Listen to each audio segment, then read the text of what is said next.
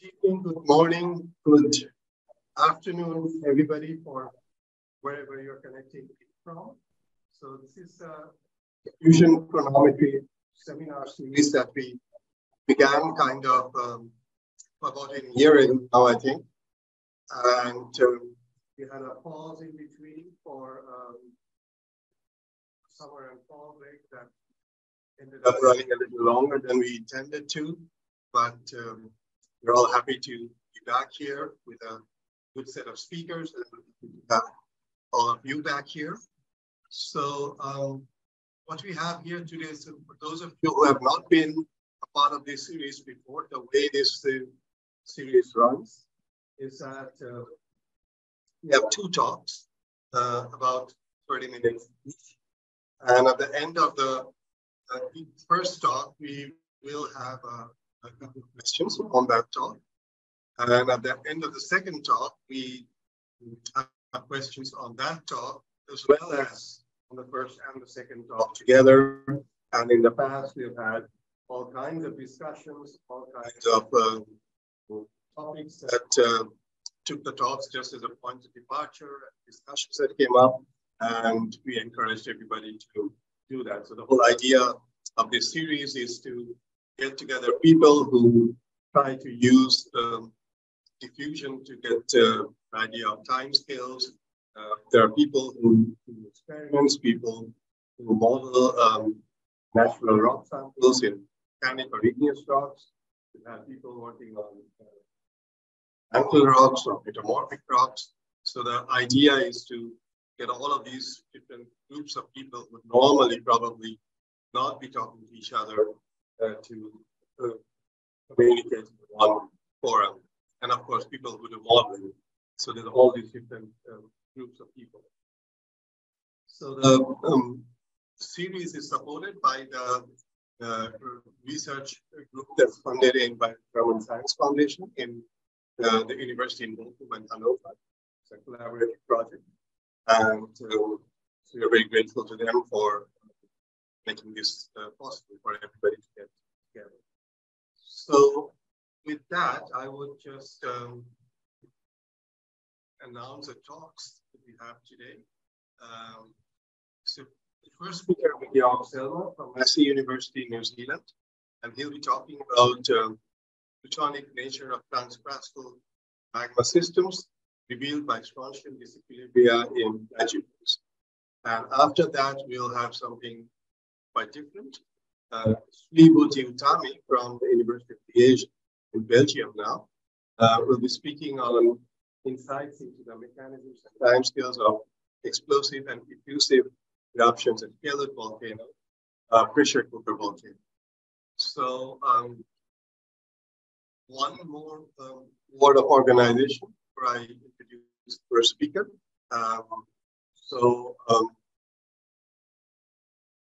Stop sharing this. So if you have questions, please feel free to type those in the chat, or you can also go to the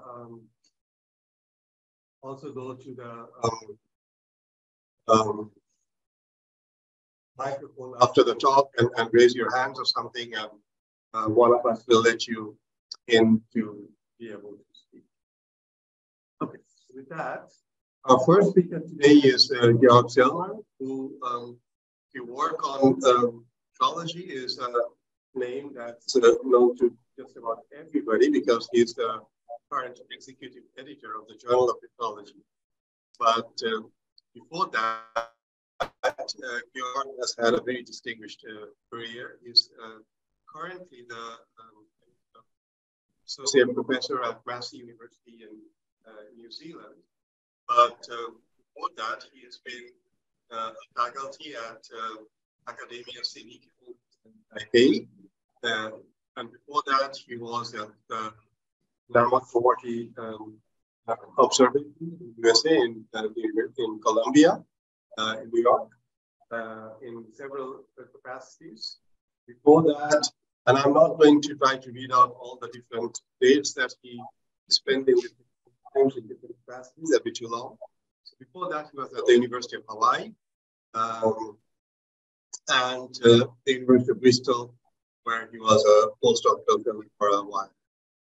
He did his PhD at the Open University UK with Chris Oxford and Simon Turner, and he did his undergraduate work at Cambridge, UK.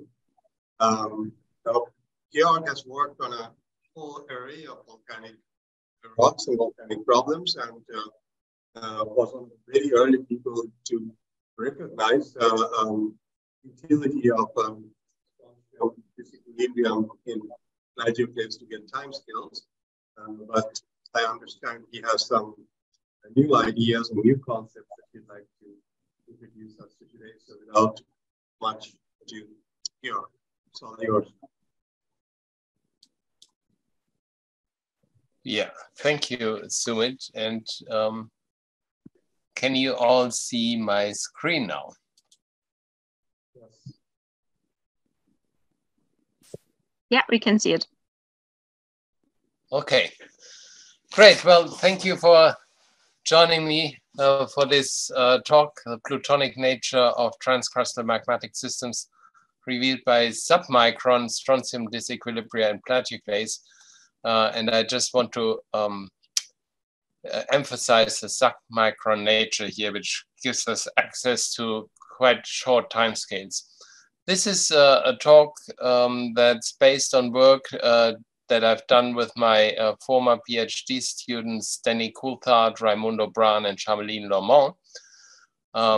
And together with my Japanese colleagues, Naoya Sakamoto, Hisayoshi Yurimoko at Hokkaido University, and Yoshi Iizuka at Academia Sinica, who provided analytical support. And Jonathan Plundy is a co-author here because he provided a sample from Mount St. Helens as a comparative study. Okay, let me see how I can go forward on this. Yes. So, of course, it's easy for me to work in the southern topovolcanic zone because Massey University is just 2 hours south of there. And what we have here is a southward propagating rift zone. Many of you have probably visited it during the awful rainy season of January, which is unusual, coming to Rotorua here at Lake Rotorua. And what you see is several calderas structures here, and also a diking, lots of north-south or north-east directed dikes. And essentially, this is a rift zone within the arc. Here's Lake Taupo, and down here is the Tongariro Volcanic Center, which is the southernmost end of that southward propagating rift zone, where we have Tongariro and Ruapeo volcanoes. Okay, and zooming in on this, here you have Lake Taupo. You have Pihanga. The PhD thesis of Kathy Cashman was based on this little mountain.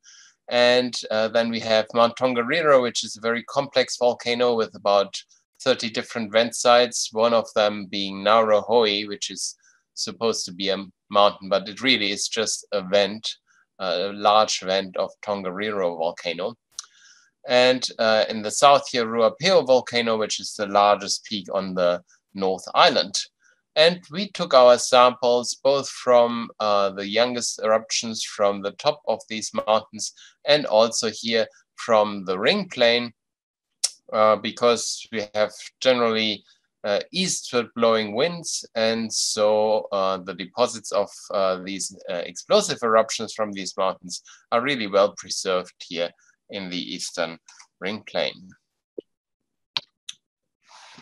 And when you look at these eruption deposits, they are morphologically really quite diverse. You see we have pieces that have hardly no bubbles, and then we have pieces with lots of merged bubbles, and then pieces with individual small bubbles. And so we wanted to figure out why that is. And essentially, there are also a range of eruption styles from Strombolian to really Plinian about 10,000 years ago, but we studied most of the Strombolian to subplinian eruptive events. And we figured that probably the eruption, the explosivity of the eruption and the style of the eruption may be linked to the magma ascent rate in the conduit, which is like the common notion that Terry Planck and others have ideas about. Looking at these tephra charts, these tephras are really very glassy. So that really gives us an access to these many little microlights in there. And the microlights, we figured, grow in the conduit just prior to quenching. And so accessing the microlights can give us some good ideas about the conduit processes at the onset of these diverse eruptions. And so what's the methodology? We used high resolution imaging of microlights and microphenocrysts. And for that, we used backscattered electron imaging with field emission SEM. And these instruments are housed in Hokkaido University. And we did elemental maps. Here you have a map of an ion map of a pyroxene. And then we also used this large sector ion microprobe, which is equipped as one of 4 instruments in the world, I believe, with this stacked complementary metal oxide semiconductor active pixel sensor. That's essentially a very little piece right at the end of this ion probe. And we briefly refer to it as SCUPS. And what SCUPS can do, it is basically using the ion probe just like an eye. And we are using a large ion beam, about 100 microns in diameter.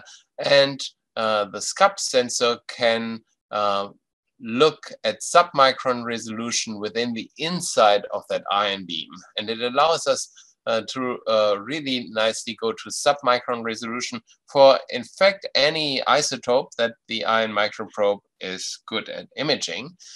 Here we didn't look at isotopes, but we looked at strontium and plagioclase. So we have a very high resolution, 300 nanometer resolution of strontium zonation in plagioclase. Right, I just want to briefly review a little bit of the work we've done on these crystals previously before actually going to the diffusion talk. So Charlene Lomont, during her PhD, she did microlight crystal size distributions, and she measured around 60,000 microlights semi-automatically, and she found these beautiful CSDs that are very well constrained, and no matter what eruption you look at, they are all very similar in shape. Here you see the nanolights up here going through the autocrystic microlights to the antacrystic microantacrysts. Okay, so I use autocrysts for crystals grown from the melt they are carried by, and antacrysts from crystals remobilized from earlier melts of the same magmatic system. Why do I say autocrystic? Well, if you look at them, they are small, maybe up to 20, 30 microns across, and they are dominantly featureless in these SCUPS images. And this is a drawing of them. And then compared to those microantacrysts, which are can also be quite small. This here is 10 microns, so this is 30 microns. But oftentimes they're a bit larger, maybe up to 100 microns in length or longer. So some of them are microlights and some of them are microcrysts, okay? And they are, here we have a calcium image of the ion microprobe. They are extremely complexly zoned. Here's a drawing that Charlene did, and you see there is a resorbed core, very calcium rich. Then you have all these very complexly zoned resorption zones and overgrowths. And then these zones, they stop here, okay? So there's a fracture running through. It's quite linear, fracturing these crystals before it gets overgrown by this rim here on the outside. So very, very complex. I would say that these micro anticrysts really look very much like large crystals that I will refer to as phenocrysts without implying an autocrystic nature. Okay, we can look at these microcrysts in terms of their chemistry and look at the glass chemistry, and that's what I've done here for plagioclase in terms of the anorthite content of the plagioclase and the corresponding liquid anorthite number. And the fields that you see here are the experimental fields of the Waters and Lange hygrometer. So these are the H2O saturated crystals that they used for calibration of the hygrometry. And here are the dry crystals. And you see that we have crystals and basically these bars, maybe you see these little horizontal bars. So each horizontal bar is an anorthite content that we measured in one of those crystals. And there's a range of liquid ion numbers in these samples when you look at the ground mass, okay? Because the ground mass is not completely homogeneous. So we've plotted that range here.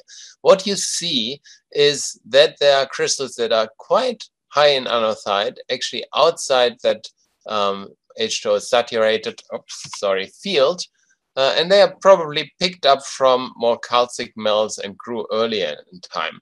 And then there are crystals that are even below that dry field here. And there's a whole range in each tephra. There's a whole range of different compositions.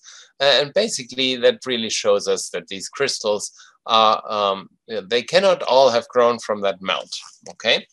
There are a lot of what I say anticrystic evidences, not only from the zonation, but also from the chemistry. And the same we can say for the pyroxenes. And here I've just used the mg number of the pyroxene versus the mg number of the liquid with this partition coefficient here of iron magnesium of Puturka 2008, and you can argue, debate about whether this is the correct scheme here, but again you see the diversity of crystals that we see in these melts.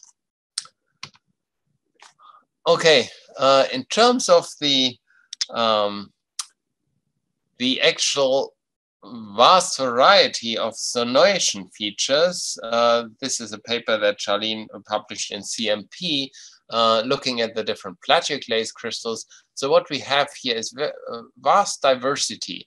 And you see here the calcium scups image reveals much better what's going on than your BSE image. Although you might argue that you might tease out a bit more if you increase the contrast, you won't be able to get to this, okay? What we see here is some interpretive sketches. You've already seen that. You see broken crystals, complex zonations. You also see crystals that have zones that are internally unzoned. So I've always wondered how that could be. If these crystals grow from a melt, and there are many crystals of this types growing from the melt, then you would expect normal zonation in each overgrowth zone, right? But because the melt chemistry changes during the growth. But these crystals, they are basically, they have areas that are flat in terms of their Schermak substitution rate. So it can't be due to diffusion in this case.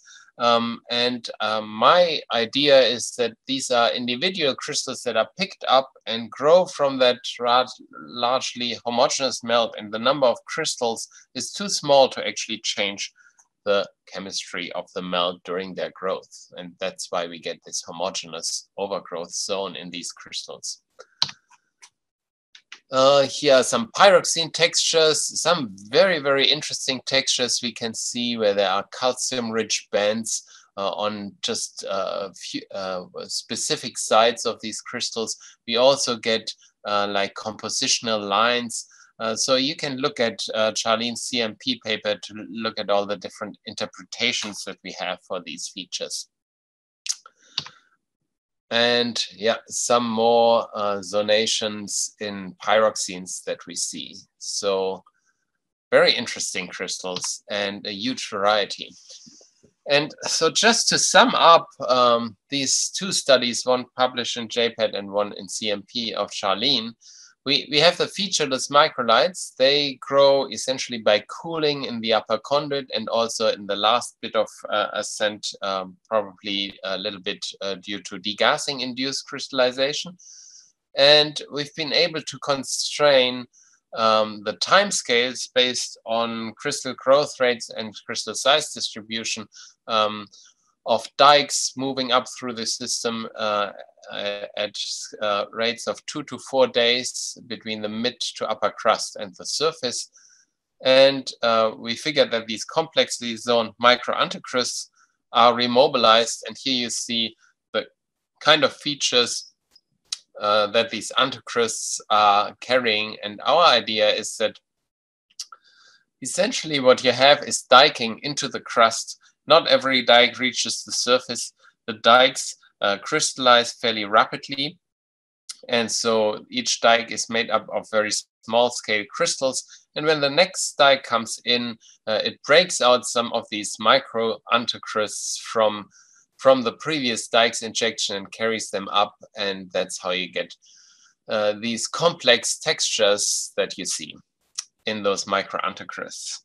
And so essentially, people often talk about magma mixing, right? Where they bring different crystals together and crystals grow and overgrow.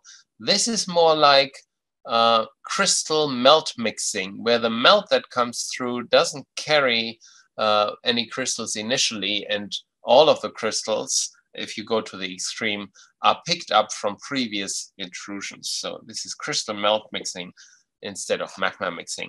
And the question we wanted to ask here really is, what are the timescales of high temperature anticrust growth and residence? And for that, I'm not sure how I'm doing for time, but I think I'll be okay.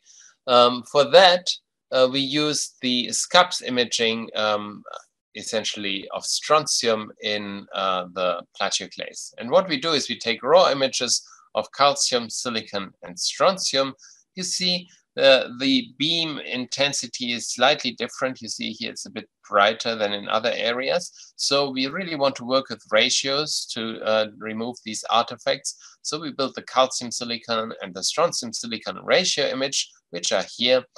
And then, of course, ion probes have matrix effects. So we use stoichiometry to work out the anorthite content, and then we extract we compare the anorthite content with the electron probe analyses. That gives us the matrix effect on the anorthite content.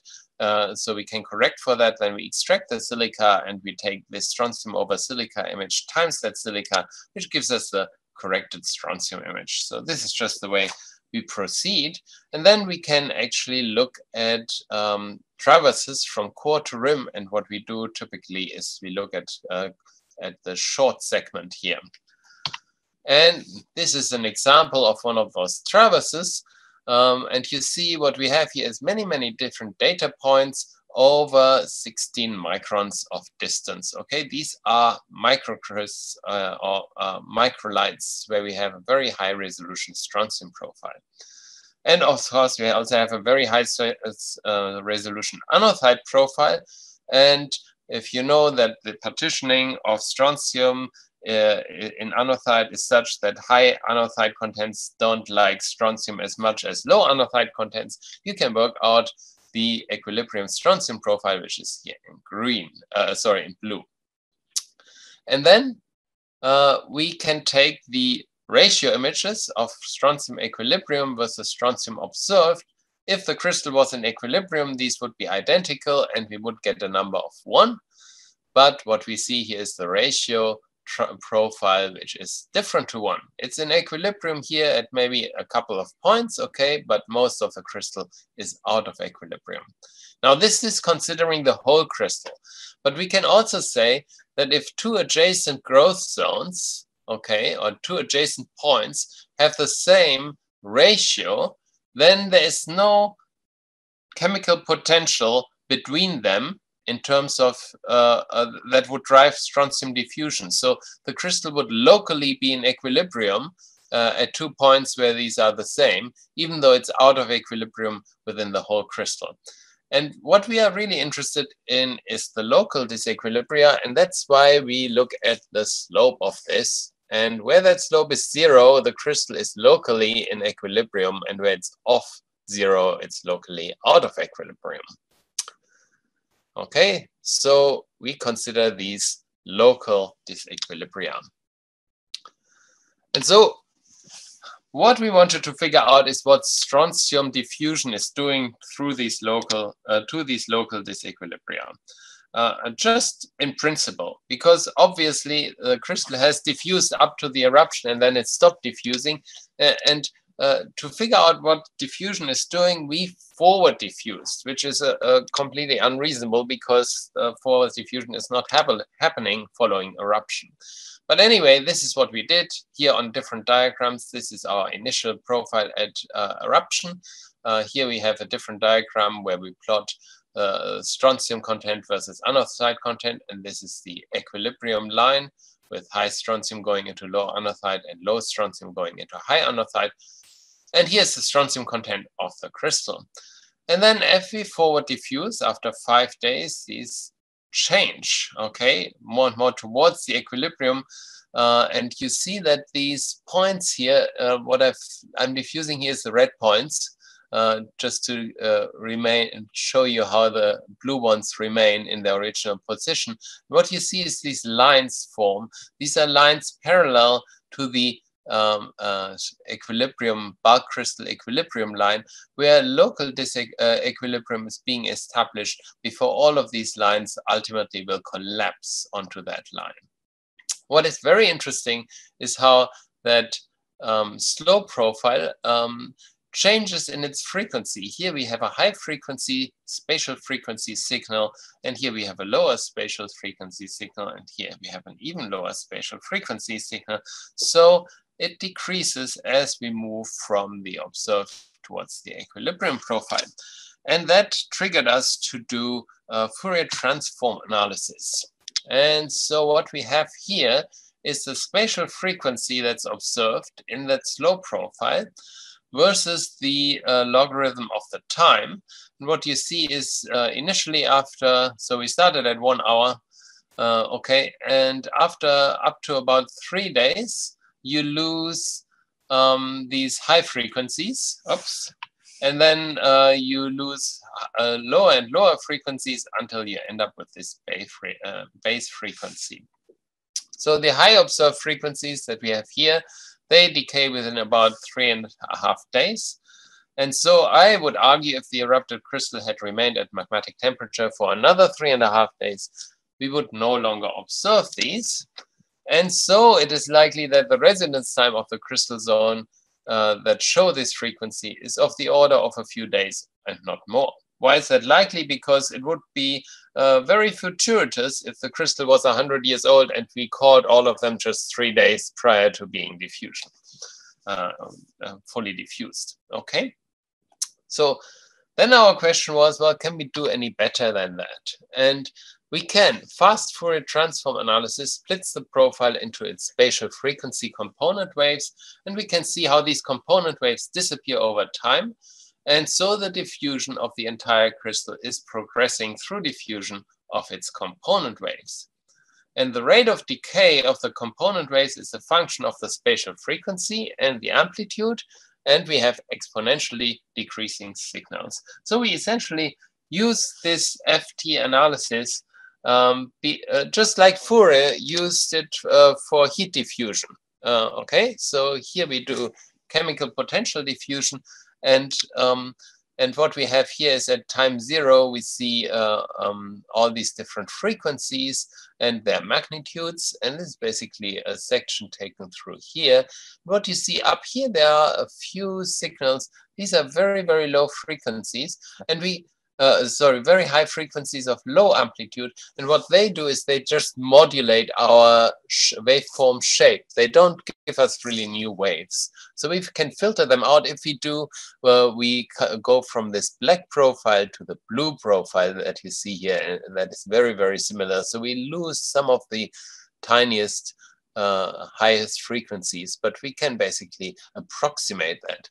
And what we can then do is we can look at these individual low frequency waves of high amplitude and parameterize how they exponentially decay through time. Okay, and once we've parameterized that, we actually know these exponential functions, and then we can potentially go back in time and extrapolate to back in time. So we can back diffuse. And of course, you're all laughing because we know we can't back diffuse. We can't ever reproduce a square wave profile because for that we need all these very high frequencies, infinitely high frequencies to make square waves, in fact. But we can really approximate back diffusion quite well. And so this is what we've done here.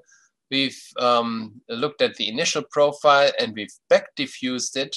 Excuse my usage of that term. I like it, 2 days. And what you see is these high frequencies that decay most rapidly, they grow most rapidly. And so here you have a high frequency coming in. And after about 3.5 days, you get to frequencies that extend to less than 0 strontium. What we've basically done is we've done the inverse Fourier transform following the diffusion to figure out what these waves look like. And of course, you can't have less than 0 strontium. So that is really the upper limit that the crystal could have spent in the magma prior to eruption at magmatic temperature. And so the forward modeling yielded roughly 3.5 days, and the backward modeling also yields at the same time, and other crystals also show that, and so forward modeling is sufficient, and you don't have to go through all that motion. You can basically just put a line where these highest frequencies disappear, and you can say that's the absolute maximum time crystals could have spent, and it's probably much shorter. So 3.5 days. And here are 7 days, 46 days, 34 days, and 28 days for these different tephra formations, always taking the largest value we found. Many of them are just hours to days, okay? We also did the same for Mount St. Helens, and here we have a core that's significantly younger than 2 years and a mantle that's significantly younger than half a year.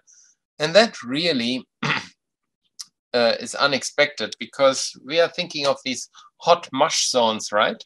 That are large and where crystals sit at high temperatures, where there's interstitial melt, so large parts of these zones are super liquidous and hot, and they won't cool down rapidly. You can't have a crystal grow in this system and still preserve these high spatial frequencies of strontium disequilibria. It's simply not possible. So the conclusions are is that we have extremely short high temperature residence times in the case of Tongariro, and really quite short in case of Mount St. Helens. And it's consistent with growth of very small melt patches, perhaps in dikes. And my overall idea is that we put into question these mush zones close to their solidus temperature. And here I've combined Catherine Annan and I think Jonathan Miller's ideas of mush zones and deep crustal hot zones, which are deep crustal mush zones. And what I prefer is really a Plutonic system where we get small melt batches that mostly just freeze rapidly, and they go through mushy state in their transition from liquid to solid. But these mushes are spatially restricted and temporarily restricted. And essentially what we have is crystal uptake from Plutonic rocks into initially aetheric melts, traversing the crust quickly to reach the surface. And yeah, that's my talk. So I'll stop sharing. Shall I? Shall I stop sharing? Yeah, why not? Yeah. Thank you. Thank you, Georg. That was very exciting and insightful and new.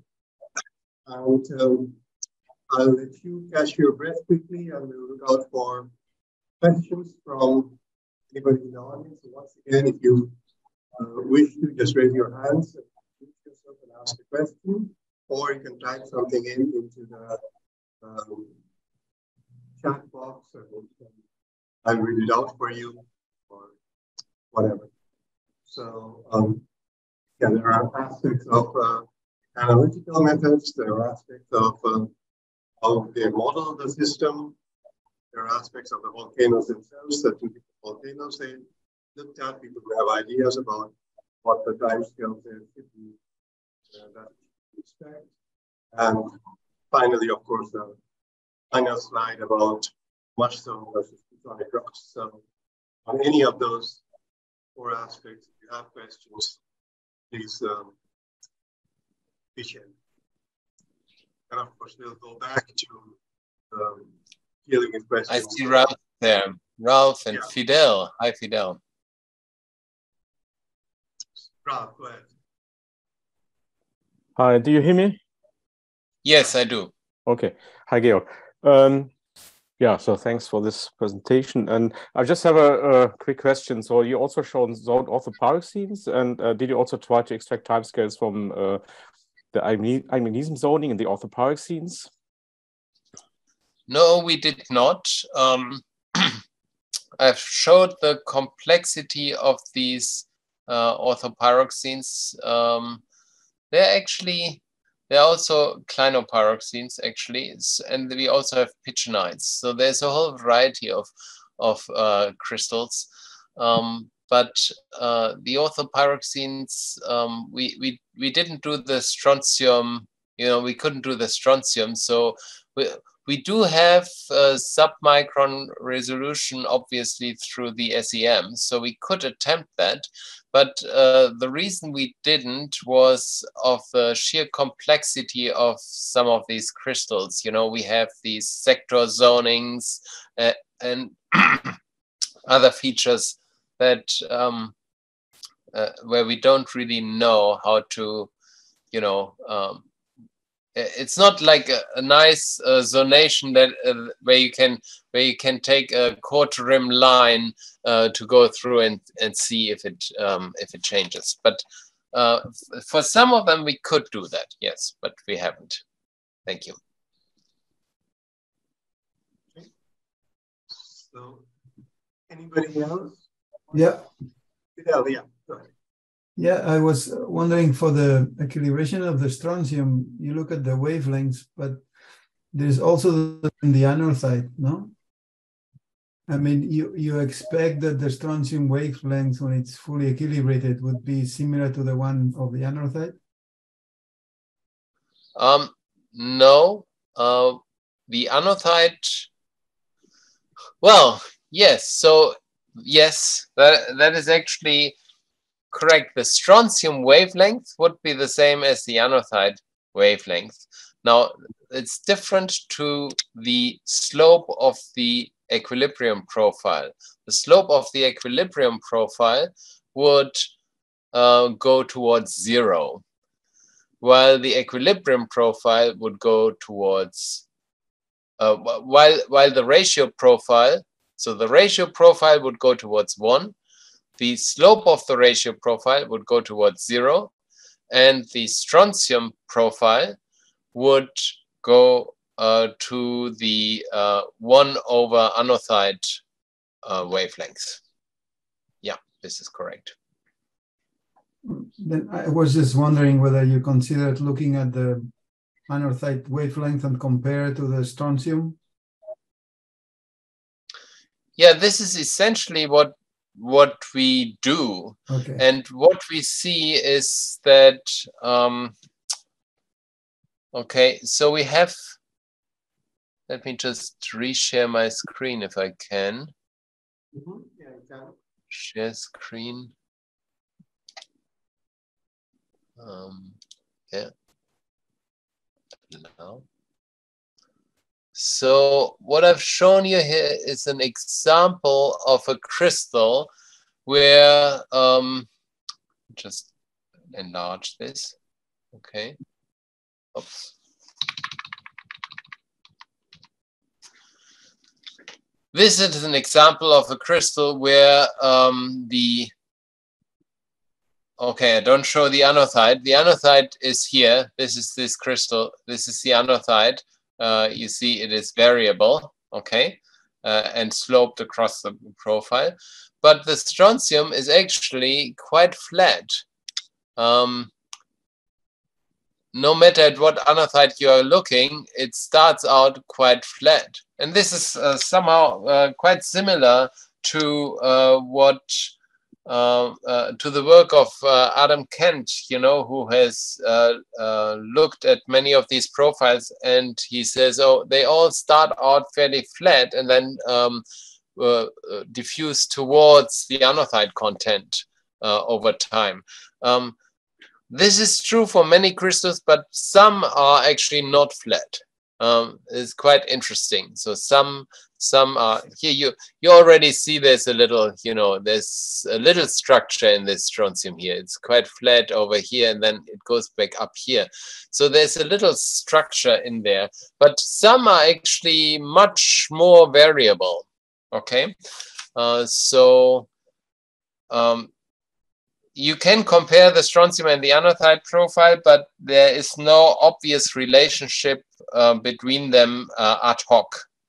But you know that eventually strontium will go towards the anorthite profile. Yes. Yeah. So all of that for now. And just one more question of the chat I'll read out, and then remember everybody that we will come back and have questions and discussion on this talk as well after the second talk. So just the last question for this round from the chat is that from Patrick Roycroft, and he's saying that is it the current thinking that oscillatory zoning is disequilibrium growth, but in a non-convecting media? Can periods of this type of growth be interpreted as growing in a static environment so that compositional gradients can build and develop by themselves? Now, maybe I would just say something more like a discussion.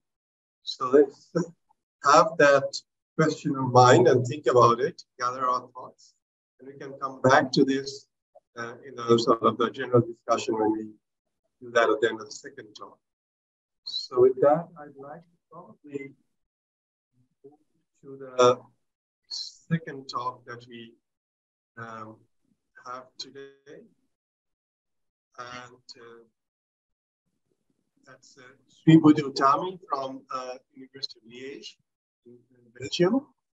She'll be talking about explosive and effusive eruptions at Kelud volcano, pressure cooker volcano. But before we let her speak, I'd like to briefly introduce her to you. She did a bachelor's degree at the University of British Columbia in Canada and a master's degree at McGill University. And then after that, she took a long flight or voyage to Singapore, to Nanyang University to do her PhD, which she has just recently completed. And I believe what she's talking about is part of her PhD thesis work. And right now she is in Liège in Belgium, working with Jacqueline van der Wera and Olivier Namoun on something totally different. She's trying her hand at experiments with pyroxenes. So, but today she'll be talking about this very special pressure cooker volcano. So with that introduction, I let you share your screen and that's what you have to say. Okay, I'll just share my screen right now.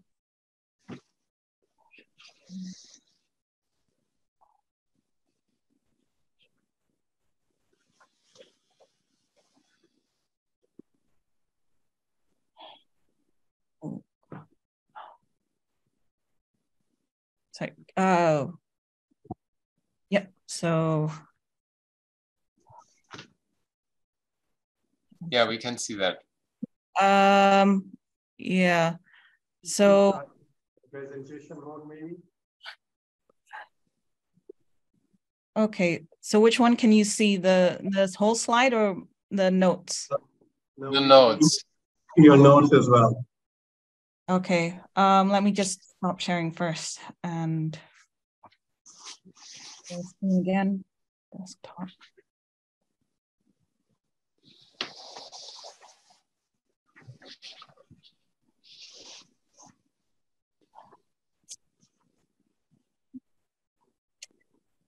Okay.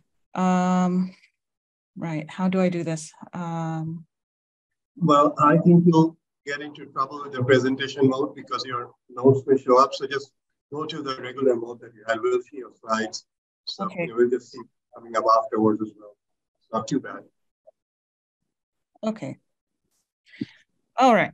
Actually, That's good. That's very that's good. good. Oh, That's great. good. Perfect. Sorry. Okay, thank you, Sumit and Linda, for the opportunity to speak in the seminar. It's a huge honor. So today I will present on the topic of my PhD, which is on insights into the mechanisms and timescales of eruptive styles at Kelud, which is a pressure cooker volcano. I would also like to take a moment to thank my collaborators from the institutions listed here. And so my research interests for the past few years during my PhD has been on transitions in eruptive style between eruptions and the role of volatiles at so-called pressure cooker volcanoes or active volcanoes that can produce highly explosive but short-lived eruptions, but can also extrude lava domes. And so findings from this particular project aims to offer new insight on the role of volatiles in volcanic eruptions and towards a better understanding of why such eruptive volatiles exist. And so one unexpected benefit of doing this project is that I was able to learn how Kelud impacted my own family's history. And so my grandfather and his friends grew up in villages on the southern flanks of Kelud and often enjoy days out swimming in Kelud's crater lake. But a year later, in the early morning of the 30th of August, 1951, the volcano suddenly erupted, sending hot ash and gases billowing up into the atmosphere.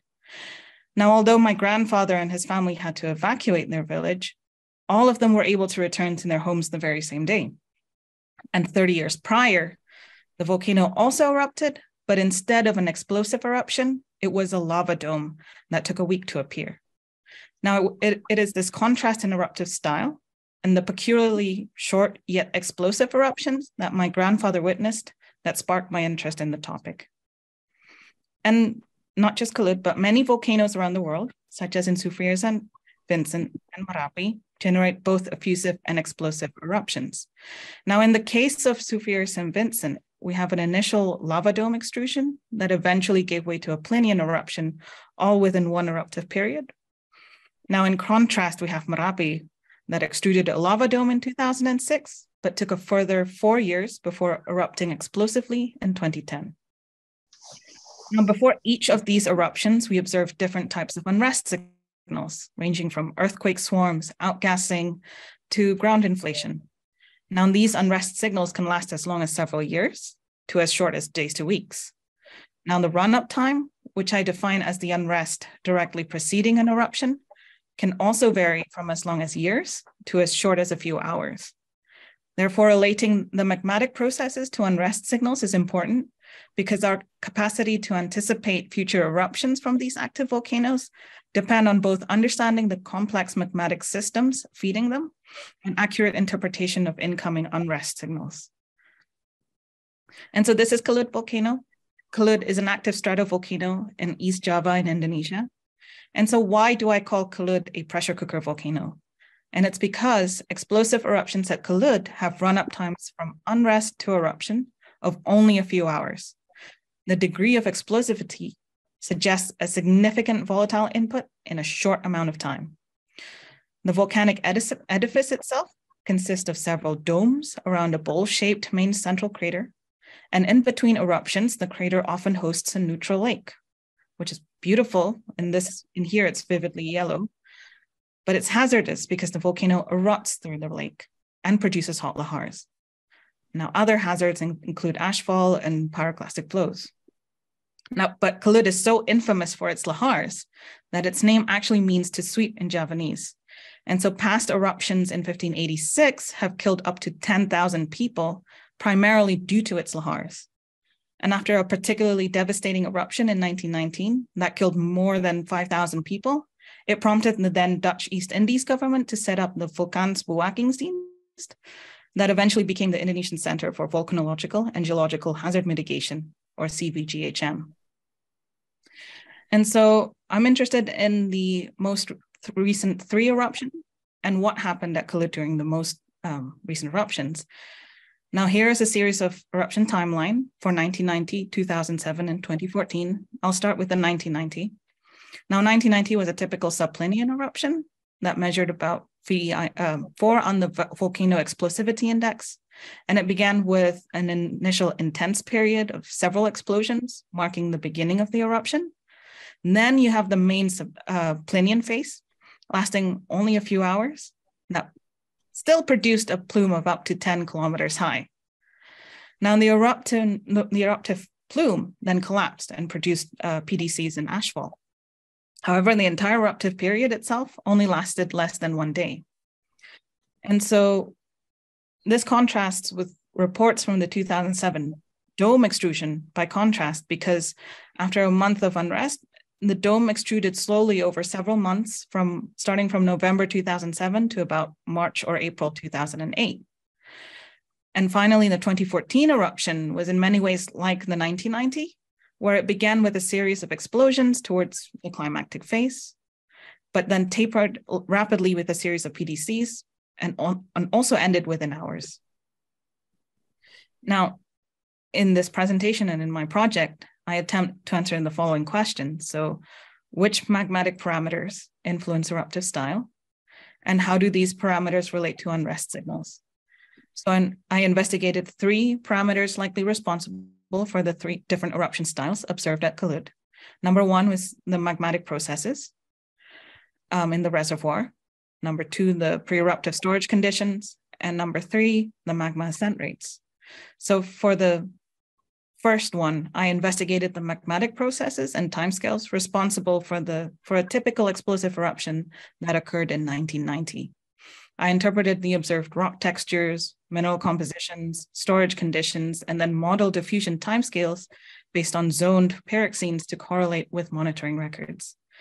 Second, I used the phase equilibrium experiments in collaboration with Orléans in France to evaluate whether storage conditions at Kelud prior to the 1990, 2007, and 2014 eruptions play a role in its eruptive styles. I then relate these differences to historical crisis and recommend potential monitoring techniques. Now, third, I constrain timescales of ascent and magma ascent rates for all 3 eruptions using the mineral apatite. I evaluate ascent rates with their respective viscosities and then compare them with estimates from magma discharge rates. And so let's first have a look at the 1990 eruption, the details of which are included in this Journal of Petrology paper listed here. You can also find the QR code here in the bottom right-hand corner. And so let's first have a look at the whole rock compositions. Here we have, for example, the silica versus total alkali content of rocks and glasses ranging from basaltic andesite, whole rock, which is in open circles, to dacitic clinopyroxene hosted melt inclusions, open squares with crosses. And finally, we have the dacitic to rhyolitic interstitial glass, which is open squares. Now, regardless of eruption years, the rocks are consistently basaltic andesite and varies within a narrow range. We propose that this trend is characteristic of fractional crystallization, where as the magma cools, the minerals crystallize and settle out. And so moving on to the minerals themselves, the rock-forming assemblage consists of plagioclase, orthopyroxene, clinopyroxene, magnetite, amphibole, and olivine in decreasing abundances. Now we find these minerals in various textures as well, for example, in sieve textures in plagioclase, crystal clots, and zoning in plagioclase, orthopyroxene, and clinopyroxene. We also find reaction textures wherein amphibole and olivine have broken down partially to fully to clusters of other minerals, but retain their shape, forming pseudomorphs and symplactites. However, we also find fresh olevinous inclusions and microphenocrysts in the 2014 pumices. And apatite is a common accessory minerals in all samples, ranging in textural environments from ground mass to mineral inclusions. Now, bear in mind that some of these minerals will become important later on. And so let's look at the zoning pattern in minerals more closely, as key observations from them are important in our interpretation later on. Now, here is an orthopyroxene crystal that shows reverse zoning. And so here the traverse is shown here in the BSE image in red arrow. Now, the magnesium number of the profile in core increases from core to rim, wherein here the rims have a magnesium number of more than 72 mole%, whereas the cores are down to 68 mole%. And we also see this pattern repeated in clinopyroxene, with rims having magnesium number of about 75 mole%, whereas cores are lower at 71 mole%. Next is the plagioclase, which shows more complex undulating or oscillatory zoning. Here, the rim is always more calcium poor than in the core, with a sharp core rim boundary, going from about anorthite 85 to about anorthite 60. And now that we have all of the key textures, I will then interpret what they could mean in terms of magmatic processes.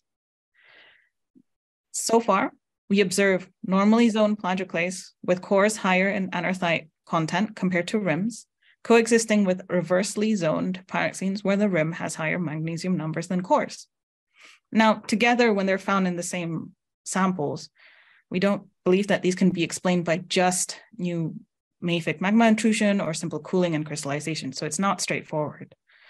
So we hypothesize instead that they reflect arrival of CO2-rich fluids from depth that flushed through the system. This drove crystallization of lower anorthite and normal zoning in plagioclase, but reverse zoning in pyroxene. And these are based on experiments and studies done by Laura Waters and Rebecca Lang and Marisa Giuffrida and colleagues that were published in 2017. Now, the process, in turn, also led to the creation of an exsolved fluid phase at pre-eruptive conditions, which we will discuss later in the later parts of this presentation. So now I move on towards describing the plumbing system for Kelud, which we find to be elongated and zoned and hosting an exsolved fluid phase. And as the magma becomes colder and more water-rich, it becomes evolved as well from reservoir cores to margins. And the proposed mechanism, as I said before, is that instead of new magma or magma mixing, we have fluid in excess of around 0.1 megatons sulfur dioxide accumulating from fluid fluxing and degassing through the system. Now, overall, this results in a buildup of overpressure and eventually fracturing the plug, leading the way to the eruption. Now we could ask as well, where did the CO2 come from and how much do we need? Now, if we consider pure contributions of processes such as carbonate assimilation, which partially makes up the country rocks underneath Kelud, we would then need up to 0.23 megatons of limestone. And if we consider CO2 fluxing, then if we flush 0.5 to 1 weight % CO2, then we would need 31 to 55 megatons of CO2 to be fluxed through the system. And I've also included equivalent volume compositions as well. Now, in both these cases, these fluid-dominated processes likely drove pressurization of the system, which eventually leads to the highly explosive eruption. Now that we have established the plumbing system, we can move on to estimating the timescales that we can use to connect with monitoring records by modeling timescales of elemental diffusion in zone minerals. For these, we use the reversely zoned pyroxenes, and we numerically model the magnesium number of a given profile based on Fick's second law to estimate the time taken for the profile to relax by diffusion from an initially sharp profile, here in red, to the observed natural profile in blue. For example, this diffused profile took approximately 22 days to diffuse. So how did the diffusion timescales compare? Here we have a time series of diffusion timescales in histogram with a time series of seismic records. Now the timescales of pyroxenes overlap with the entire seismic records, beginning all the way in November 1989. And peaks tend to precede unrest signals in seismicity, including number of seismic events and earthquake swarms shown here in red bands, as well as jumps in seismic energy released. Now, these earthquake swarms could be interpreted as pulses of fluid fluxing progressively, fracturing the plug and opening the system. And finally, the timescales also overlap with the entire hydroacoustic and lake temperature unrest records, because prior to the 1990 eruption, there was a lake capping Kelud volcano. And here, peaks tend to precede or overlap with unrest signals in lake temperature and hydroacoustic signals as well. Now, lake temperature represents input of hot gases into the lake, and the audiometric and ultrasonic bands of the signals and their fluctuations suggest pressure fluctuations in hydrothermal system and bubbling of the volcanic gases into the lake respectively. These unrest signals is likely from increased gas input into the lake as the system is opening up. Now that we've had a look at the processes behind a typical pressure cooker eruption, let's move on to the role of pre-eruptive storage conditions and excess volatiles. And you can find more details in this Frontiers in Earth Science paper, or use the QR code in the bottom right-hand corner. And so I am particularly interested in exploring the 1990, 2007, and 2014 eruption sequence, because the transitions between explosive, effusive, and explosive is not only intriguing because of the transitions in eruptive style, but also the high degree of contrast between them. Here I use an experimental approach to simulate the storage conditions of the magma by essentially making miniature versions of magma reservoirs and constraining the likely equilibrium conditions of storage. Now, as a starting point, we use the average temperature constrained from orthopyroxene-based geothermometer pairs for each eruption. Now, interestingly, all three eruptions have similar storage temperatures at around 975 degrees Celsius, and these are represented in the different colored bands. So gray for 1990, red for 2007, and blue for 2014. And we can now compare the experimental crystal content with the phenocrystal content for samples from each eruption. Now, we see that there's the apparently higher crystal content in 2007. It corresponds to an apparent water content in the melt of the dome magma to be significantly lower than the explosive eruptions in 1990 and 2014. However, over the course of this part of the presentation, I will discuss that they have at some point comparable magmatic conditions. And so we were able to reproduce experimentally the rock forming minerals that were previously mentioned, and define the liquidus as well, or where the magma is completely made up of melt. We also delineated stability fields of different minerals, or boundaries where minerals are stable and where they are not. This also includes olivine and amphibole, which, as you may recall, have been found at Kelud samples, but commonly partially to fully reacted. Now, since the magma initially contained both olivine and amphibole, we can use the experiments to show that they crystallized from similar melts, and that they were stored at the same conditions. Here we use the mineral assemblage and their relative proportions to narrow our pressure constraints to an average of 175 megapascals, or 6 to 7 kilometers. Now, moreover, the oxygen fugacity that we constrained is also typical of arc magmas. Hence, based on the similarities between the mineralogy and the compositions, we propose that the magma for all three eruptions at one point contain around 4 to 6 weight% water in the melt. Now, in this case, the relatively higher crystallinity in 2007 would suggest a loss of volatiles rather than an inherently lower water content in the pre-eruptive dome magma. And at higher pressures of about 200 to 400 megapascals, or 8 to 15 kilometers depth below the edifice, we were able to reproduce similar assemblages and even crystallize amphibole at 950 degrees Celsius, 400 megapascals or 15 kilometers depth, with about 5 to 6 weight% water in the melt, showing that the magma feeding Kelud is also water rich at depth. Now, in summary, we propose that initially the three eruptions shared similar storage conditions, but the difference lay in the exhaust fluid phase and whether the magma accumulated this before the eruption. Here we show that the explosive eruptions in 1990 and 2014 did indeed accumulate an exhaust fluid phase in a closed system until right before the eruption. And the 2014 eruption had more than twice the excess SO2 compared to the 1990. We also calculated the excess hydrochloric HCl for the 2014 eruption recently and found that the excess HCl was of similar magnitudes.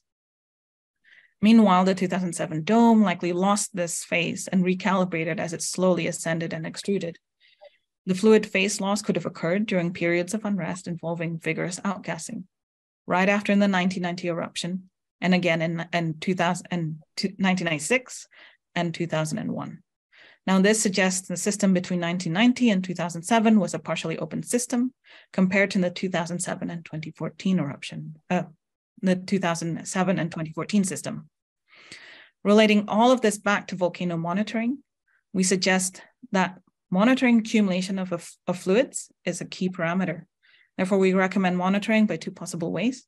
So to use broadband seismometers that may detect deep long period earthquakes, and microgravity surveys to detect density changes. Now that we've had a look at pre-eruptive storage conditions and excess volatiles, let's have a look at the magma ascent rates and eruptive style dynamics. And so we're currently preparing to submit this manuscript soon, so do keep an eye out for it. And so many studies use approaches using decompression experiments, studies of microlite size distribution, modeling timescales of elemental diffusion around melt inclusions or around re-entrance in minerals. However, an increasingly popular mineral that we can use is apatite, which is a volatile-bearing accessory mineral. Now, apatite is useful because it is found in a variety of textural environments at Kelud and incorporates volatile-related elements and species, such as fluorine, chlorine, and hydroxyl ions in its mineral structure. And so we can use the diffusion of these volatile elements to estimate timescales of magma ascent and ascent rates. Here, we use the apatite from the 1990, 2007, and 2014 eruptions to constrain the ascent rates and relate the timescales to unrest. And traversers of 2007 zone apatite, for example, in this chlorine map, were modeled for timescales of ascent using the app timer from Lee et al. In 2020, which is then converted to ascent rates. And so magma ascent timescales and ascent rates from unzoned apatites are also determined from a new derivation of chlorine diffusion coefficient, also by Alex Lee and colleagues in 2020. And so here we have backscattered electrons grayscale maps and chlorine-fluorine maps of apatite from the three eruptions. Now, apatite can be found as ground mass minerals attached to bigger phenocrysts and as mineral inclusions. Here, the most striking difference is that the explosive eruptions in 1990 and 2014 are unzoned, whereas the 2007 dome is strongly zoned, especially when in contact with the melt. And so how does this look like across a traverse?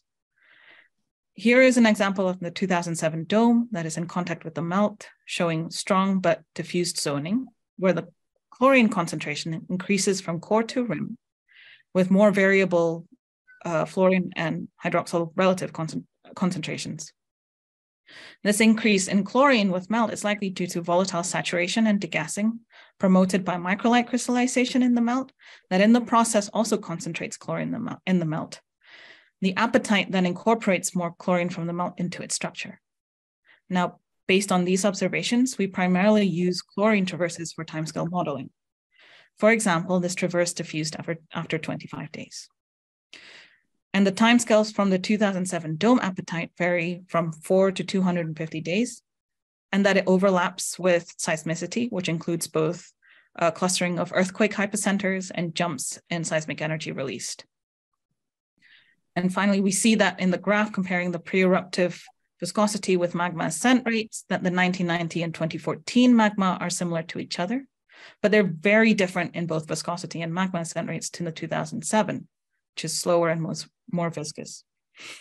What is also remarkable is that both in 1990 and 2014 magma rapidly shifts towards subplinian in a matter of hours. And so we can infer that the dominant processes influencing the explosive eruptions include processes like bubble nucleation, viscous heating, and brittle fragmentation. This contrasts with the dome extrusion, where the process is mostly dominated by permeable degassing. Now, comparing our magma ascent rates with magma ascent rates constrained independently from magma discharge rates, shown here in dashed line, and the magma discharge rates are from Maeno et al. 2019, who compiled magma discharge rates for several eruptions from Kelud volcano. We find that for the same viscosity, these magma ascent rates largely overlap with each other, lending support for our magma ascent rate estimates. And so, in conclusion, to recap, we show that explosive eruptions with short run-up times at Kelud are driven by fluid accumulation and fluxing. And secondly, the storage conditions between effusive and explosive eruptions are comparable to each other, and that the presence of an excess volatile fluid phase before the eruption plays a major role in eruptive style. And finally, that magma ascent rates do play an important role in eruptive style for Kelud, and that we can infer processes influencing eruptive style by comparing magma viscosities, ascent rates, and discharge rates. And with that, I thank you for your time. This is my contact information if you have any questions. And yeah, I will take questions now. Thank you. Thank you, Sri. That was a very nice comprehensive study of a volcano using Sr-disequilibria, diffusion modeling, and volatile diffusion modeling, ascent rates, and tying it all together to get another picture of the things. So once again, questions? Anybody? Type it in the chat or just raise your hands. Maybe screen, just stop sharing the screen. And yep. See more people. Oh. Okay. Yeah. So there are now I'm better view of the people. So yeah, just raise your hands or type something in.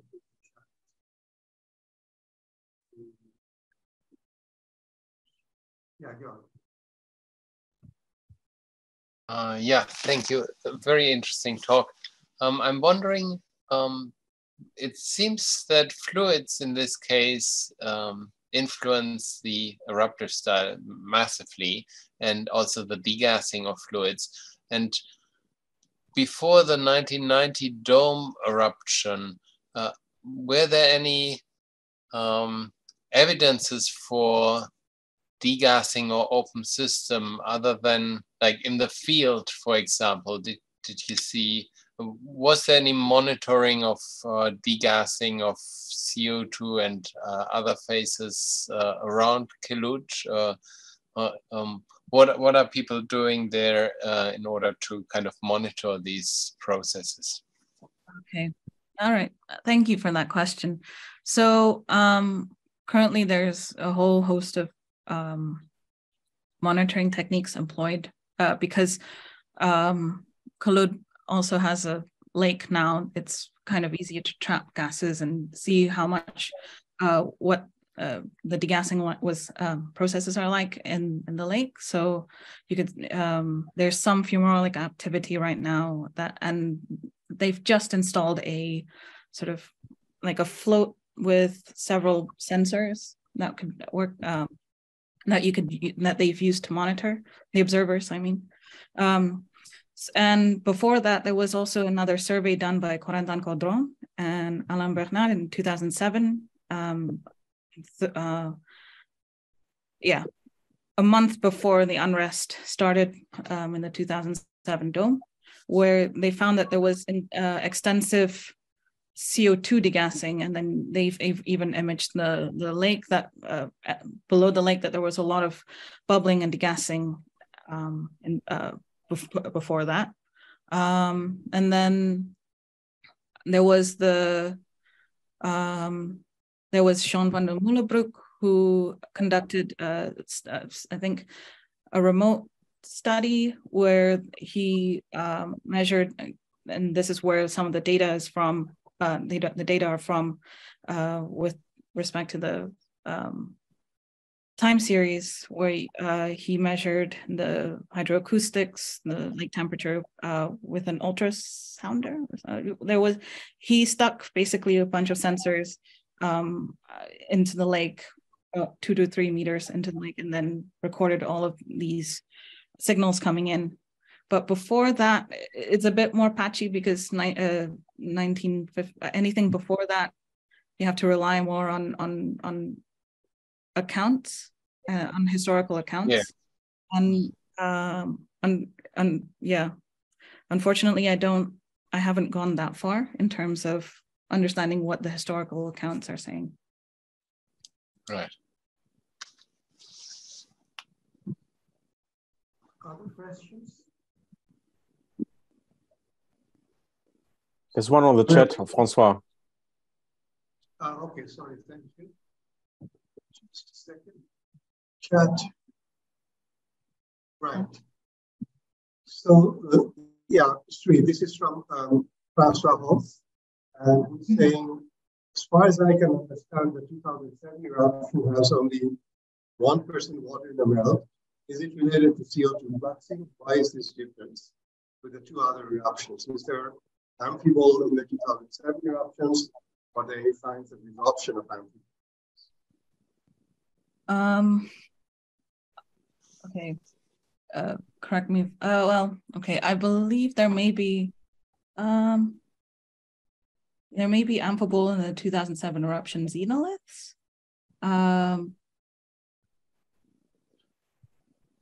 And if so, then the xenolith would have protected the resorption, so it wasn't in contact with the melt. But whether the 2007 eruption has only 1% water in the melt because it could be related to CO2 fluxing, it's hard to tell, because the signals that I associated with CO2 fluxing are the pulses of size, pulses associated with the brittle plug fracturing that happened before the 1990 eruption. It could very well be happening, but more likely there was a much more slow outgassing, so permeable outgassing that resulted in the crisis that was observed in 1996 and 2001, where you have evidence of sort of bubbles coming out and slowly degassing. And this is based on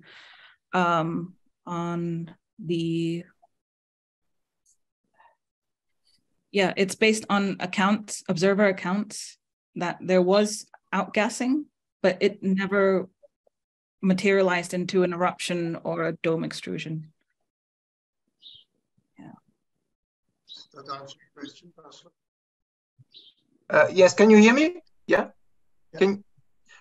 Yes, the point is, if my point was also, if you have 1%, really 1% water in the melts, yeah. Okay. Then you wouldn't expect amphibole at all. So if you have in that eruption. Okay. I didn't study the amphibole, the xenoliths myself. I think Adam Jeffrey did. So yeah. I'm not sure whether or not the xenoliths are just brought up because of the dome extrusion. Now I'm not even sure that I might be making it up that they were an amphibole. I can't remember. Okay. I'm sorry. No problem. All right, so we also have a question from Gerhard. Gerhard, if you can unmute yourself. Yeah, hi, thank you. I have a question. I mean, I understand that the changes is basically due to either having CO2 fluxing or not having CO2 fluxing. But for CO2 fluxing to have, you would have to have some kind of mafic magma intrusion at lower levels. And that probably would change the the pressure in your pressure cooker anyways, and it could also cause deformation of a certain wavelength in the system. So the question is, do you have data that show just simply inflation or anything that would be observed in one case where you have CO2 fluxing because magma is intruding at depth and degassing CO2, and in another case where you don't have deep deformation, but maybe rather shallow deformation. That's the one question. The other question is a bit more crazy. Some people have thought about external forcing of volcanic eruption, changing water levels and pressure system in a very shallow part. Does that play any role at all? So two very unrelated questions, really. Okay, let me just answer the first question with regards to the localized inflation and deep inflation. Is that what you said? Well, what I mean, if I understand you correctly, then you say that you have a CO2 coming in from depth. For that to have, you have to have intrusion at depth. Okay. If in the other case where you have shallow degassing, you wouldn't expect the long wavelength deformation that you would expect from deep intrusions. Okay. And you would have, if anything, short wavelengths deformation from shallow sources. Okay. Firstly, it is. I mean, in terms of in terms of the inflation and deflation, it is very difficult to detect inflation and deflation other than maybe using localized like tilt meters. There was a study by Cassidy et al. In 2019 where they that uses INSAR, but the problem with INSAR is that with the INSAR technique, it has a hard time seeing through vegetation, and there was a lot of vegetation. There's generally a lot of vegetation at Kelud, so there wasn't.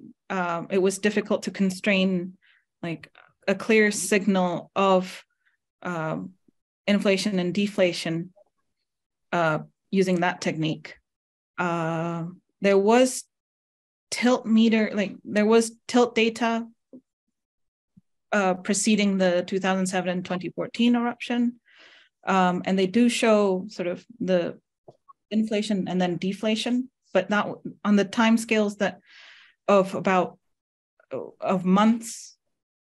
And then there was also an INSAR study for the 2007 dome, but it only recorded the inflation because of the dome extrusion.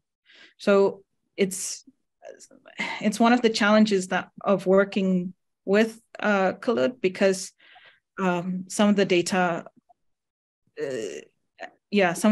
aren't available. So there's definitely localized shallow inflation, but deep inflation, I don't know. And secondly, what was the second question? I mean, for Merapi and similar systems, people have thought about external forcing. So if you are in the rainy season, you get different types of eruption than in the dry season. Mm-hmm. It's very hard to say as well, because if you have external forcing, then you would affect on the lake, and then maybe the hydrothermal system, because there's a deep and a shallow hydrothermal system. And maybe if there was a brittle plug, but whether or not there was, the eruptions at Kelud were triggered, I'm skeptical, because just of the amount of, there doesn't seem to be a preceding event that would externally trigger the explosive eruptions from the eruptions that I was looking at. Okay, thank you. So, yeah, Peter? I can maybe clarify or maybe share my view. on this also? You want to share something? Yeah, maybe comment a little bit on the discussion we just had about Kelud. Please. Yes, go ahead. Just go ahead. Just go ahead. Schubert is difficult to understand. He may be locked. Okay. So for the first question, most of the amphiboles are broken down in the 2007. There's all full of reaction rims. So they broke during ascent, and basically the idea was that 2007 was probably originally stored at the similar conditions than the other ones, but it's just slowly migrated towards the surface because we have a lot more crystals, a lot more phenocrysts. You can see more protected crystallization, and then things kind of broke down more. I mean, they're amphiboles, but they're these big reaction rims. Then the part about the CO2, I guess it's hard to, I guess we all know, it's hard to measure CO2. It's hard to play the game of the mass balance of the volatiles. We did play the game of the mass balance with the sulfur, and we did find excess in the both eruptions.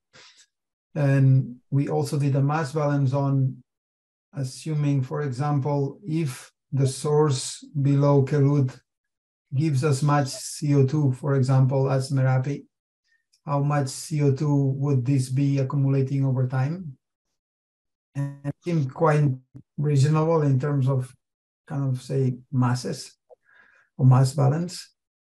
But the way we, or at least I was thinking about this, is more like an open vent, like Merapi volcano, but actually so that you have a permanent flow gas that is coming constantly. You don't need intrusions to have the gas coming out. You just have them which is crystallizing and degassing. But if you have a system like Merapi, and for whatever reason you just put a small cork on top, you still will have the degassing, because the degassing is driven by deep processes that are just happening because you have probably lots of melt below there that is degassing.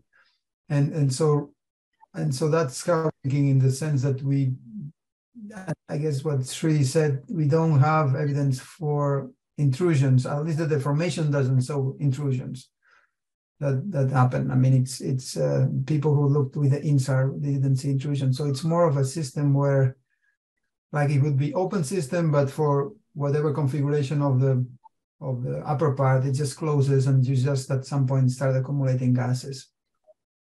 And I guess the difference of events between 1990 and 2007, we had several unrest episodes where you had significant degassing and unrest. So from there, we kind of said, okay, that shows that the gases are still coming out. For whatever reason, they were able to put in kind of small batches, I mean, so they didn't accumulate. And then you had the dome, whereas within 2007 and 2014, there was no unrest periods. And so that was, we took as a kind of evidence that you are still sending gases, but they're not allowed to leave the system, basically, in a simplified way. So, does that answer your question, Georg?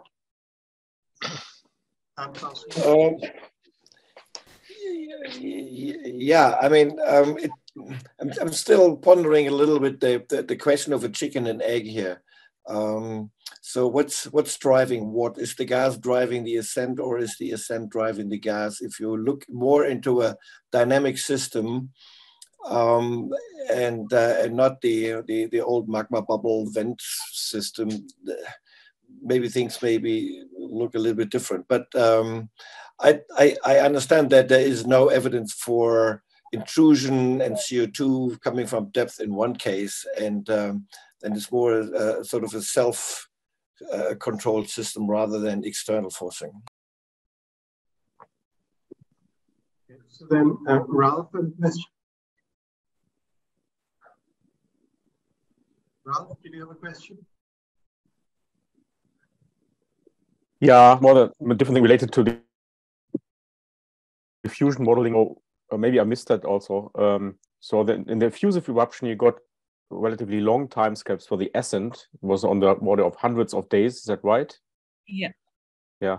So, and what I'm remembering is that for the from the orthoparks, you got residence times. What you've shown was more like timescales on the order of a few days and hundreds of days, up to 100 of days, maybe. What I'm remembering. But that was for different eruptions. So did you got then also longer residence times for the effusive eruption 2007? Longer residence times for 2000. Yeah, because they shouldn't be shorter, I think, than the integrated ascent time. Yeah. Okay. So the timescales that we get from the 2007 appetite, is that right? Yeah, that was the ascent rate you got from the appetite, but you also got residence times from the zoning and orthopark side. Is that right? Yeah. Also for the same eruption. So the orthoparoxene and clinopyroxene were from the 1990. Okay, so you haven't got, okay, yeah, so that's why I wasn't sure about it. So it's just interesting to see if you've got definitely, I mean, because they need to be longer than the ascent time, residence times for the orthoparoxene or this eruption. Yeah, I agree, but just interesting to check that, because there's always some uncertainties related to diffusion coefficients and so on. So that would be interesting cross-check also. Yeah, definitely. Right. So I understand many of you are not hearing me clearly, and I am not hearing everybody else very clearly. So I have a not so good connection. So I'll try to do what I can, and if not, Linda or someone will jump in. Now, there's a question from Francois on the chat for Georg, and I have an add-on question to that, but I'd let maybe Georg read that out. Yeah, okay. So, yeah, Francois, you're calling it the Cashman and the Zellmer magma plumbing system. Thank you very much. I think these ideas are they're actually much older. We are all reiterating ideas that have been discussed for decades. But I will say that, every conference we are going to has several sessions on mushes. And to me, a mush has to have some interstitial liquid, which means it must be hot above the liquidus of the phase assemblage. And then if you look at the modeling, you have a serious problem, because you have a hard boundary condition, that is the surface of the Earth is between 0 and 50 degrees Celsius. Okay. And so if you want to sustain a mush in the upper crust, you basically, for say 1 million years, you need about 10 kilometers of dike injections in mid-crustal systems per 1 million years to sustain mushes in the upper crust that are long-lived. Okay, so if we look at crustal sections, exhumed crustal sections, we don't have tens of kilometers of basaltic sills in mid-crustal sections. They simply don't exist. So I think we can exclude mush zones that are long-lived in the upper crust, okay? Then the question becomes, okay, but how about the lower crust? We have the deep crustal hot zone there. And essentially, the ideas of mushes has just become popular, and the ideas of a deep crustal hot zone, a la Catherine Annan, John Blundy, and Steve Sparks have been popular since 2006, and everybody just employs this model in order to understand, whether they have any observations of it or not. Now, if I look at the crystals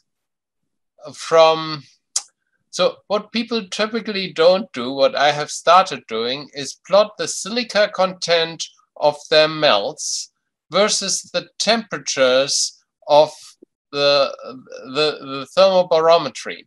If you do that, and you look at experimental data, where people have looked at deep crustal hot zone basaltic magmas with maybe half a weight % water, and started to crystallize these magmas and monitored the temperature and the water content of the resulting melts, what you find is that in andesites, you get temperatures of less than 1100 degrees, and in daceites, you get temperatures of less than 1000 degrees and typically down to 900 degrees. And the water contents in these intermediate melts, even if you start with very little water, can exceed 10 weight % in the andesites. Okay, so these melts, when they come up to the surface, these presumable melts, when they come up towards the surface, they will saturate in water, and they will also be not hotter than what you can do in the deep crustal hot zone, which I would consider, in fact, a deep crustal cool zone, because the melts aren't that hot. Now, if I look at the microlites from the eruptions in the Tongariro, they have temperatures, and these are in andesitic to dacitic melts, and they have temperatures of 1100 degrees. So they couldn't have formed in these deep crustal hot zones that are deep crustal cool zones. They must have formed from melts that are hotter. And where's the hotter environment? Well, it's deeper in the crust, it's in the mantle. So these andesites come out of the mantle. They are essentially apheric andesites that shoot up through the crust and pick up crystals along the way, and eventually they might start crystallizing. There's also the Tongan dacites, where they've looked at pumice floats, and these are dacitic, and they have temperatures of 1000 degrees when you look at the thermobarometry. These are not 700, 800 degrees. These are over 1000 degrees, some of them. Where do these hot dacites come from? They can't come from the deep crustal hot zone, because deep crustal hot zones, when you get to dacitic compositions, they are much cooler, because the dacites are the interstitial melts in these highly crystalline mushes in these hot zones, right? So, and then of course, the Cashman model, like you call it, was built on our understanding of the Montserrat and the dacite lava dome eruptions. And yes, these are highly crystalline lava domes, which people might say, oh, these come from mushes. I would say they are plutonic rocks that got reheated, and there's evidence for that. And that, yes, they got reheated to a mushy stage where there was then some interstitial melt that allowed them to ooze out at the surface. But that doesn't actually mean that they are being generated in a deep crustal hot zones and that they are cool for a long time period. I think they may as well just come out of the mantle, be intruded into the crust, form a plutonic rock, and then get remobilized. So that's my general view. Now, the idea of crystal melt mixing and pickup of crystals, I'm convinced that it happens in many, many cases on basis of a lot of evidence that I've collected over the last 10 years, where I have crystals in uranium, uranium-234, 238 disequilibrium, which is linked to a hydrothermal alteration, carried in a melt that is in uranium-234, 238 equilibrium that hasn't been hydrothermally altered. So the hydrothermally altered crystals got picked up in a fresh melt. I have crystals that have submicron, like nanometer-sized amorphous, like olivine smith, amorphous little fingers in their sides that are rich in calcium and iron and lots of phases. They are certainly not olivine, and I interpret them as alteration phases, beginning alteration of olivine, that got shock heated and shock melted as the melt picked the olivine crystals up and then froze upon eruption, forming this amorphous glassy phase in the olivines. And I think the funny thing that most people don't think about is the range and variety of crystals in volcanic rocks. You know, you have aphoric ones, you have monomineralic ones, bimineralic, trimineralic, multimineralic, and the number of phases that you see in natural samples and the relative proportions, they are so diverse that thinking about liquid lines of descent to me becomes a bit, I'm sorry to say, a bit kind of modeling focused, okay, and is not really reflecting what's happening in nature. It's reflecting what's happening in your chart, but it's not happening in nature. And I've looked at rocks; they had 10% olivine and no other phenocryst phase. And if you stick that rock into liquidus, and even if you resorb all that olivine that's in there and make it very olivine rich, these rocks, when you crystallize them in your lab charge or in any thermodynamic model, they will crystallize maybe 5 volume percent olivine, and then they will crystallize pyroxene and plagioclase and other things.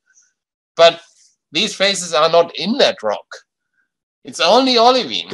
It's a monomineralic example. This olivine can't have formed from that melt. It's been picked up from a danitic cumulate by a melt that didn't carry any crystals. So yeah, I'm actually, if you ask me, I completely favor the Zellmer magma plumbing system. I'm sorry. I think people use this Massey system and the deep crustal hot zone because these are models that are adopted and out there, but they just adopt them without thinking about them. And I think there's so much evidence, and just because you don't have evidence, like maybe you have evidence that there is no disequilibrium, and then they take it as evidence, like in terms of iron magnesium exchange equilibrium, right? The melt is in equilibrium with the crystal. Then they use that as evidence that the crystal has formed from that melt. It's not evidence for me. It's permissive of this model, but it is not conclusive. That's my that's my view. Right. So that's a big picture. I'll let Francois come in, and I see that Gerhard has something to say. Okay. But, yeah, thank you. But I want to throw in something, if I can be, I don't know if you can hear me clearly. So now there's a big geological difference, but if I think of the temperature of it, a mush zone is a largely solid body with a few percent melt, and a Pluton is 100% solid. So looks like, one is a few degrees above the solidus, the other is a few degrees below the solidus. So maybe, the difference between the two are biologically huge, but in terms of temperature, not that great. And the question comes down to the topic of this seminar: how long do you hold which temperature where? So that's, probably. Sorry, I didn't get the last bit. So how long do you hold what temperature where? So something. Yeah. It's all coming down to the temperature. And if you talk to Alan Whittington, then the deep crust has a temperature of 550 degrees Celsius to start out with before the magmatism starts. And then the question is, how long do you need it to heat it up to reach 1,100 degrees of Catherine Allen's deep crustal hot zone? You need an awful long time to heat that up. I get your point. The plutonic rock, could be a few degrees below the solidus, but it could also be a few hundred degrees below the solidus. And I think, just because you got a hot upper crust in a place where Pluton just intruded, and it's essentially if you look at the surface heat flux, it's mostly controlled by hot melts that get intruded into shallow levels. So if you look at volcanic areas where hot melts have been intruded into shallow levels, then you get the impression that the crust is really hot. But I would say the deep crust in arcs is 550 degrees, and the shallow crust has a high heat flux because you get shallow intrusion of hot melts that come from very deep from the mantle and don't spend much time in the crust at all. And all the crystals they carry are antocrysts. And now disprove me. It's just an end member idea, you know? It's just an end member idea. And I think you'll have a hard time to disprove me. You may find 1 or 2 volcanoes on the planet, like in the Alpha Triangle, where you get beautiful olivine mineralogy from forsterite through firelight, through the magnesium-rich end member, where everything falls on beautiful liquid line of descent. But in most arc volcanoes, we know these are trash bags of crystals carried by, yeah. So yeah. What you can do is you can change the different crystals and find out how long each one of them has been sitting in different temperatures. That's the tool we have now. So we can work. Yeah, I'm wondering, normally the diffusion, you see, assumes a temperature. And my crystals, they have such short temperatures that they, such short timescales that keeping them at a high temperature in a mushy system is disallowed. Because if they are kept in a high temperature in a mushy system for a long time, you wouldn't see these very rapid, these very drastic ranges in strontium. And there's another question here that says about the oscillatory zoning and disequilibrium growth. In fact, I think, yes, a lot of the oscillatory zoning is disequilibrium growth. And in order to retain that in some of these rapidly diffusing phases, you have to rapidly put these crystals into a cold environment, because otherwise you would lose these zones in the rapidly diffusing species. Absolutely, there's no question about that. And that actually puts some constraints on the sizes of the reservoirs where you can keep those things, because if it's a large hot body, you cannot cool it too quickly. Smoothie was somewhere here actually is working a bit on that, but I think I'll let Gerhard come in here and see what he has to say on this. Just to make sure, Georg, that you don't go completely overboard here. I mean, I like to be controversial. That's fine. I want to really re-emphasize one point that you made, which I might like very much, so to start with. We've done the same thing in our sample and data collection, looking for rocks that have exactly the same major element compositions, but are completely different in their petrography. And then you can find compositions that are completely aphoric dacites, and then you find the same major element composition, and they are 30% of crystals. So we agree that you cannot have one model that fits all. And in general, I mean, John Davidson called andesites a dog's breakfast. And I think we all agree that there's a lot of things in there. But the problem I really have is 2 things. I mean, if you want to cool down your intrusive body before you pick up individual crystals, you have the same issue with you have to put in so much heat and so much basalt to be able to do it. So that's the one critical point that I see. And the other one is that you are saying that there's andesites coming from the mantle, shooting up through the crust, picking up a few crystals here and there. And you asked to disprove. I mean, lots of these andesites are full of crustal components. And how do you get the crustal contamination into your system when you just pick up a few crystals here and there, and the mass balance doesn't allow the crystals to do the job, because often the matrix already has all the radiogenic strontium in there. So I see these two. Okay. Yes, let me respond to them. So the first one was, that I have to reheat those plutonic rocks before I take crystals out of them. I don't. I break these crystals out of the plutonic rocks. The plutons that are solidified are not being remelted to have a mush where the crystals can then mix.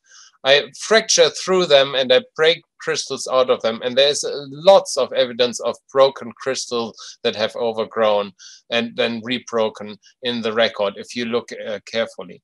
The other question that you say, where do these andesites come from? Well,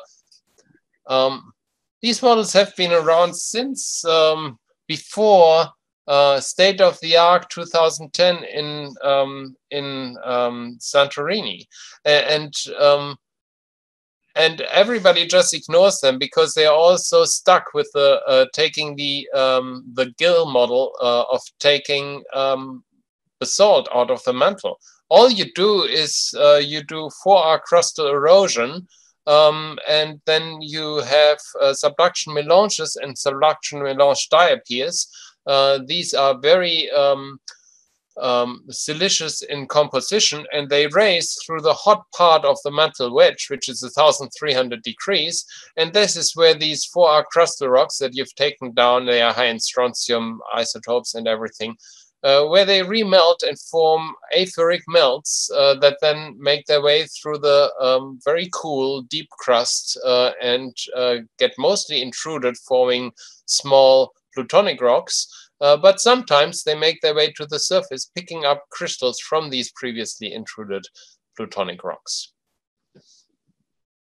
And I mean that there are these subduction melange diapirs has been shown in models by Taras Gerya and others, and the relamination of the deep crust with granitic composition melts has also been around for a very long time, but people are uncomfortable with it because in their university education, they learn that the mantle melts and produces basalts, and that all the differentiation must occur in the crust above it. This is what we all learn in university, and we stick to it because it shakes the foundations of our beliefs. Just like textbooks in school children's books have volcanoes with big magma chambers. And when we come to university, we think about big magma chambers and we have to relearn that they are all in fact mush zones. And I would argue we have to relearn that these are in fact not mush zones. They are just plutonic rocks and the crystals are sourced from them. They are broken out of these rocks. All right, so pressure of storage is the key question, I guess, that we're getting down to. So that's important to define the important questions that we have in the field for all the younger people out here to see the research questions that they could possibly work on, figure out whether it's a Pluton or a Massey. Gerhard, are you happy with that? Are there other questions? I can live with it. All right. Thank you. That's the best I got. I've been living with you for many years now, so that's fine. All right. I mean, these are, can I just say, these are very important questions because they influence a lot of aspects beyond volcanology. Okay, the thermal structure of the crust, if it's cold, if it's hot, it determines where these fluids are segregated from potential magmatic bodies. It determines where ore deposits can be found in the crust, where they are being generated, deep or shallow. It determines for volcanic hazard mitigation if we should have a small aperture seismic network built on our volcano looking for shallow crustal unrest, or if we should in fact use broadband seismic wide aperture networks that are typically used for tectonic fracture modeling to look for deep unrest, because that will be very important if you have a cold crust where things fracture through rapidly. So these are really fundamental questions, the thermal structure of the crust. And if you just adhere to the mush zone model, you adhere to the hot crust, then you don't even open up any opportunities for other things happening. No, again, I agree that we shouldn't stick to a single model all the time for every rock around. And I've been tired by people, you know, who they are, that keep pushing, and every rock they pick up is a mush. Mush. I agree with you there, but I'm not with you with all your arguments. And I mean, maybe look at the Khoestan evidence. I mean, I found that quite convincing, that there's a lot of magma intruding at rather short time scales. Must be quite hot, and you have all kinds of compositions there. I found that always quite convincing of something, and to also make that point that you basically made, the Annen hot zone is just a simple Hildreth and Morbath mush zone anyways, so it was just reinventing the wheel in a way. So this is happening, and yeah, maybe the younger people can get something out of this shoot anyways. Ciao. So sounds like the one thing we all, or everybody's agreeing on, is that we don't have big magma chambers, and then what we have instead of big magma chambers is something we can keep discussing. So are there other questions? Just remember that you can also ask 3 questions on her talk if you have something that's come up. So if you let me, I would have another question to 3. A brief one.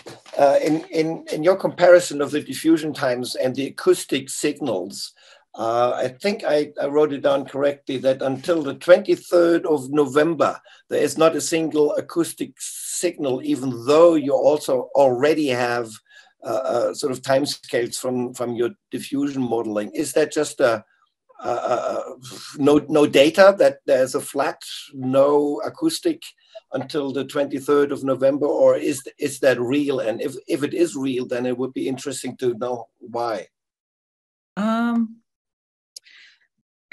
So as far as I know, the fluctuations that I presented are the ones that are the most significant, the highest. There's some indication to suggest that the baseline of one of the bands, I can't remember exactly which one, but the baseline of one of the bands started picking up during the early times. But if you compare this change versus the change that you see that I've presented, it's very minimal. It's almost imperceptible. So there could be increases in there could be a change already occurring before the 23rd of November, but whether what this could mean, I'm not quite sure. This study is by, again, Jean van der Mullenbroek, and I encourage you to check out his paper on the 1990 hydroacoustics. But there was a change in the there was a slight change in the signal that was recorded. That was recorded. Okay. That makes sense. Thank you, Sri. So good answer. So we're nearing the end of our time here today. So it's very good to be back here and to have these discussions. And as you saw, this is different from your typical seminar where you ask questions just about the material that was presented there. But here we just go off from the talk to go on and discuss other important questions that are coming up in the field and have a discourse on that. And I hope we'll continue with that in the coming seminars. The one final thing I wanted to do personally was to make the point that we do a lot of these things in like igneous petrology and metamorphic petrology and diffusion chronometry, and often, these remain different bodies of literature that we don't dip into. And I'd like to share the screen quickly to bring up something from metamorphic petrology that we did back in 2004 or so, I believe. So that picture will look familiar to you now, Georg. That's looking at oscillatory zoning and Fourier transformer profiles in garnets now, and doing the same sort of thing that you're talking about today, but yeah, it was buried in the metamorphic literature, and so we didn't pick it up early enough for doing things with strontium in volcanology. So that's something I just encourage everybody. So this is a paper by Treppmann et al. In European Journal of Mineralogy in 2004. So maybe I can just scroll up quickly so you can see the title.